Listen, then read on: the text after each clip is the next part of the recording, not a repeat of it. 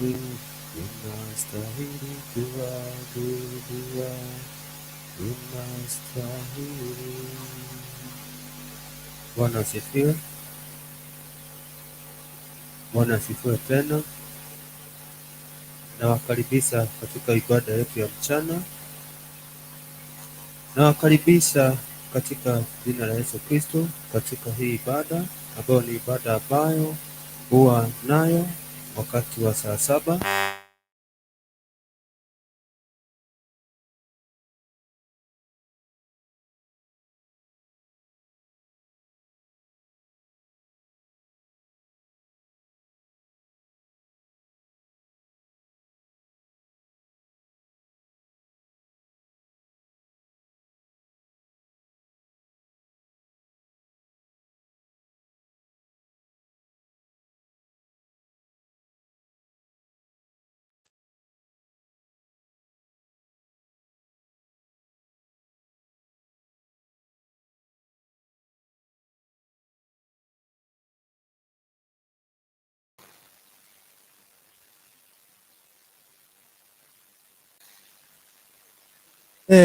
Kuhusu tabia za mwili na hekima za kidunia. Bwana asifiwe. Ni Wakristo wenye tabia za mwili na hekima za kidunia. Bwana asifiwe. Lakini ndugu zangu, mimi sikuweza kusema nanyi kama na watu wenye tabia ya rohoni, bali kama na watu wenye tabia ya mwilini, kama na watoto wachanga katika Kristo. Naliwanyweshwa maziwa, si kuwalisha chakula, kwa kuwa mlikuwa hamjakiweza, naam, hata sasa hamkiwezi, kwa maana hata sasa nyinyi ni watu wa tabia za mwili. Maana ikiwa kwenu kuna husuda na fitina, si watu wa tabia mwilini nyinyi, na tena mnaenenda kwa jinsi ya binadamu. Bwana asifiwe. Tukashukuru kwa ajili ya hili neno. Baba, katika jina la Yesu Kristo, tunakushukuru adhuhuri ya leo.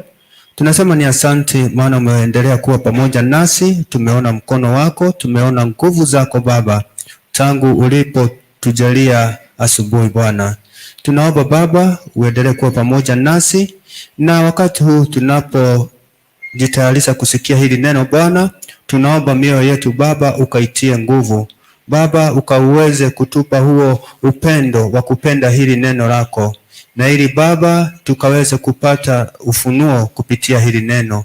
Tunaomba Roho wako Mtakatifu akaweze kutuongoza katika hii ibada na katika hali yote Baba ambayo tutakuwa siku ya leo. Tunaamini ya kwamba utatutangulia na tunaamini ya kwamba utasikia maombi yetu.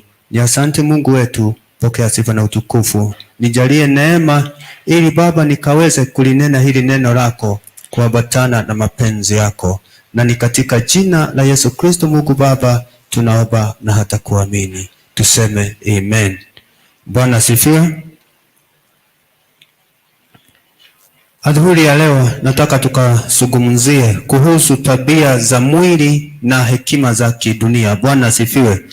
Tunaona Paulo alikuwa anaandikia Wakorintho, alikuwa anawaambia ndugu zangu, anasema hakusema pamoja nasi na pia kama watu wa tabia ya rohoni, bali ni kama watu wenye tabia za mwili. Bwana asifiwe.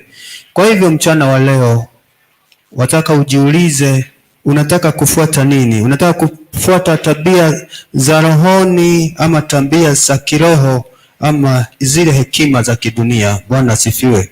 Kwa hivyo lazima kama unataka kuenenda katika njia za Mwenyezi Mungu, lazima uachane na mambo ya kidunia. Lazima uachane na mambo ambayo hayabatani kamwe na Mwenyezi Mungu. Bwana asifiwe.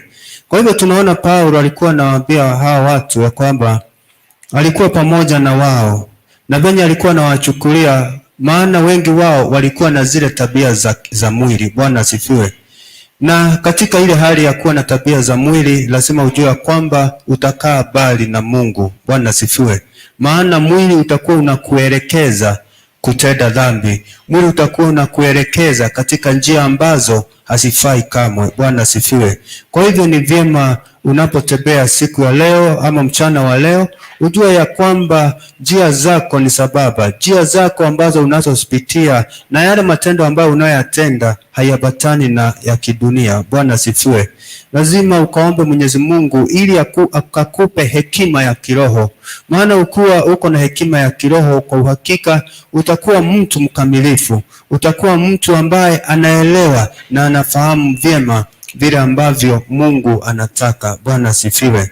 Tunaona ya kwamba anatuambia, alikuwa anawaambia kwamba kama walikuwa watoto wachanga aliwapa maziwa. Ni kweli ametulea. Ni vile tu unaweza, mtu anapokulea mtoto mchanga hawezi akapewa chakula, lazima kwanza ukaweze kumlea. Hivyo ndivyo Paulo anamaanisha ya kwamba kwanza alitupa maziwa ili tukaweze kukua. Wakati tunapoendelea kukua, ili akaweze kutupa chakula tukaweze kukula. Bwana asifiwe. Maana tulikuwa wachanga wa kiroho. Na wakati wote ambapo unajielewa ama unajifahamu ya kwamba wewe ugali ni mchanga, ujue ya kwamba unaendelea kukomaa. Na wakati utakapokomaa, hapo ndipo utaanza kulisika neno la Mungu. Hapo ndipo utakuja kupata fahamu katika maisha yako na utakuja kujielewa. Bwana asifiwe. Kwa hivyo ni vyema ukubali ukaweze kuulewa, maana hujakomaa kiroho. Ukubali kukaa chini ya yule mtu ambaye amekomaa kiroho, ili akaweze kukutunza, ili akaweze kukulea kiroho, ili ukaweze kukua. Bwana asifiwe. Na wakati unapoendelea kukua katika hiyo hali, hapo ndipo utakapojua kuhusu ufalme wa mbinguni. Bwana asifiwe. Kwa hivyo ni vyema kila wakati unapoishi, kila ambacho unachofanya, hakikisha ya kwamba kinaambatana na mapenzi ya Mwenyezi Mungu. Na pia unahakikisha ya kwamba wewe bado hujamjua, bado hujakomaa. Wewe ni Mkristo mchanga, bado haujakomaa. Kwa hivyo ukubali kufundishwa, ukubali kukemewa, ukubali kukosolewa, ili ukawe mtu ambaye amekomaa kiroho. Ukitaka kuwa Mkristo kamili, lazima ufuate mafundisho yake. Kwanza uliswe mafundisho yake, ili ukaweze kumjua na kumuelewa zaidi. Na wakati unapofanya hivyo, kwa uhakika utakuwa unatembea pamoja na Roho wa Bwana, maana wewe hakuna kitu ambacho sasa ukielewi. Kwa hivyo tunaona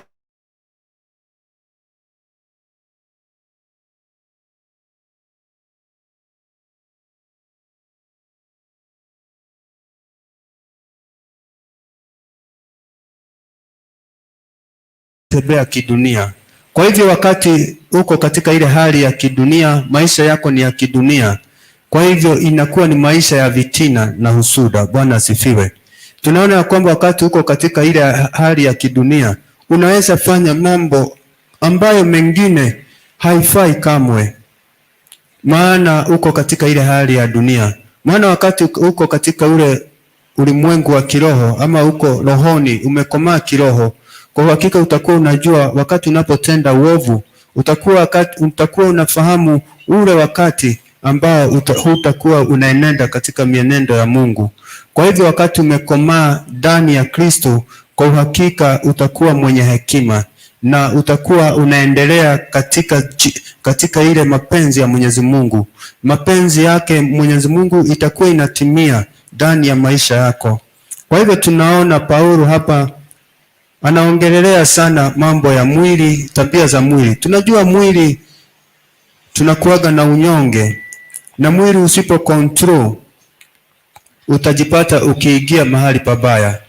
Kwa hivyo tunaona ya kwamba ukiwa na tabia za mwili na pia hekima za kidunia, ni kumaanisha ya kwamba hakutapatikana nafasi ya Roho wa Bwana kukaa. Bwana asifiwe. Maana nafasi yote ndani yako imechukuliwa na zile tabia za mwili na pia na hizo hekima za kidunia. Kumaanisha ya kwamba hakutakuwa na nafasi kamwe Roho wa Mungu anaweza pata kukaa ndani yako. Bwana asifiwe. Kwa hivyo mchana wa leo, hakikisha kwamba umeachana na tabia za mwili na pia na hekima ya kidunia. Hakuna mahali sitakupeleka. Sitakuletea majonzi baadaye. Sitakuletea mahangaiko na mateso. Sitakuletea ile shinda ambayo utajaribu kuitatua wewe mwenyewe na hutaiweza. Itachelewesha uhusiano wako na Mungu. Bwana asifiwe. Kwa hivyo ni vyema tukae katika njia za Bwana, tukae katika njia za utakatifu, ili naye Mungu asidi kuwa pamoja nasi, ili Roho wake Mtakatifu asidi kutuongoza. Bwana asifiwe. Maana tunajua kwamba wakati uko na hekima za kiroho, unakuwa uko na utajiri mkubwa ndani yako. Bwana asifiwe. Kwa hivyo lazima tukue na hiyo hekima ya kiroho, ili tukaweze kutatua mambo ambayo inatupata kila wakati, ili tukaweze kuyatatua na kuyaelewa na kuyafahamu mambo ya kiungu. Bwana asifiwe. Kwa hivyo mchana wa leo, hakikisha ya kwamba tabia ambazo ulikuwa nazo za kidunia unasikomesa ndani yako, na ili Mungu akaweze kujidhihirisha ndani yako. Bwana asifiwe. Maana wakati umejiigiza katika hali ya kimwili, mara mingi Roho wa Bwana huwaga anakutoka. Ile neema ya Mungu inakuanga inakutoka. Kwa hivyo hakikisha ya kwamba umedumisha utakatifu, umedumisha kile ambacho Mungu anataka kutoka kwako. Bwana asifiwe. Saa zingine unaweza tamani mambo ya dunia. Ni kweli ni matamu sana, na mambo ya kimwili pia ni matamu, iko na furaha yake, lakini mwishowe ni majonzi. Kwa hivyo mtegemee huyu Mungu, mtafute huyu Mungu, na ako tayari kutembea pamoja nawe, ako tayari kukushika mkono, hata kuacha kamwe, maana wewe ni mtoto yake. Kwa hivyo kaa katika ile imani ya kuwa kwamba huyu Mungu hakuna hata siku moja atakuacha. Unapotembea na yeye, yale magonjwa inayopata wanadamu, huyu Yesu ataizuilia, maana umejiunganisha na yeye, umejiunganisha na utakatifu wake, umejiunganisha na ile hekima ya kiroho. Bwana asifiwe. Kwa hivyo hakuna siku shetani atakuja kukudanganya ama kudanganya maisha yako, maana utakuwa na hekima. Bwana asifiwe. Kwa hivyo omba Mungu mchana wa leo akujalie hiyo neema, kuwa na hekima ya kiroho, na ili ukaweze kuenda mbali. Hii safari tunajua ni kupanda na mteremko, na iko na msukosuko sana. Kwa hivyo lazima na wewe ujitwike hiyo mzigo, ukamfuate huyu Kristo kwa roho yako yote, umtumainie yeye peke yake. Usikuwe wana wa dunia ambao wanataka kukibiria wakati wanaona wanaangamia. Saa hii Shetani haja kuharibu, saa hii dunia haija kufinyilia. Heri mkibirie Mungu, mkibirie Mungu saa hii ambapo uko na nguvu. Saa hii uko na nguvu na unajielewa. Kwa hivyo ni vyema umkibirie Mungu kwa saa hii, na unapomkibiria, maana yeye ndio kibilio letu, yeye ndiye msaada wetu, kwa uhakika maisha yetu yatakuwa mazuri. Bwana asifiwe. Kwa hivyo mchana wa leo tuhakikishe ya kwamba tumedumisha utakatifu na tumedumisha ile hali ya kuwa watu wenye nia njema, na iwe katika ile jambo ambalo lazima kila mmoja anayemjua Mungu akaweze kutimiza yale ambayo Baba wetu wa mbinguni anataka. Bwana asifiwe. Juu tunajua kuna hukumu ijayo kwa wale wote wanaotembea katika kidunia, wale ambao njia zao na mienendo yao ni za kidunia. Mjue ya kwamba hukumu yaja, hukumu ya Bwana yaja, na itaja kwa upesi. Bwana asifiwe. Kwa hivyo fanya mahesabu yako mchana wa leo, ujue utaingia pande gani, utaenda upande gani, utaenda upande wa kidunia ama utaenda upande wa Mungu. Bwana asifiwe. Kwa hivyo ujue chochote ambacho unachofanya katika maisha yako, ujue kuna hukumu. Kama ni tendo jema, ujue kuna taji. Kama ni uovu, ujue utahukumiwa. Bwana asifiwe. Kwa hivyo ni vyema wewe mwenyewe ujichunguze mienendo yako na njia zako ambazo unazozitembelea. Bwana asifiwe. Unapopata huo ufahamu na hiyo hekima ya kiroho, kwa uhakika hutakuwa mtu ambaye ako kwenye giza, utakuwa mtu mwenye ako kwenye nuru. Bwana asifiwe. Kwa hivyo mchana wa leo, Mungu awabariki, Mungu awatendee mema, aendelee kuwafanikisha na kuwafaulisha siku ya leo. Ninaamini ya kwamba huyu Mungu, huyu tunayeendelea kumwabudu, huyu tunayeendelea kumtafuta, hata tuacha, atatushika mkono siku zote za maisha yetu. Bwana asifiwe. Kwa hivyo mchana wa leo, dumisha amani miongoni mwenu, upende mwenzako na ushikilie ndugu yako wakati hana nguvu, ili tukaueneze huu upendo wa Kristo. Na tunapofanya hivyo, Mungu hatasahau nasi, atatukumbuka kwa kila hali na kwa kila situation ambayo tutakuwa. Bwana asifiwe. Kwa hivyo ni vyema tuamini huyu Mungu na tuendelee kumwamini na moyo wetu wote. Bwana asifiwe.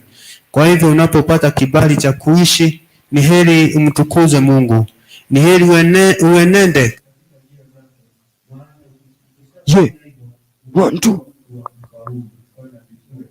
Mungu atutendee mema mchana wa leo na aendelee kuwa pamoja nasi. Tunajua kwamba ni neema zake na huruma zake na kibali chake kusimama mahali hapa na kuwa pamoja nanyi katika kurasa zetu, katika huko mtandaoni. Tunaamini ya kwamba hichi ni kibali na upendo mwingi ambao Kristo ametupa. Mbarikiwe na Mungu awatendee mema. Tushukuru. Baba, katika jina la Yesu Kristo tunakuja mbele zako, tunakushukuru mchana wa leo. Ni asante kwa hili neno.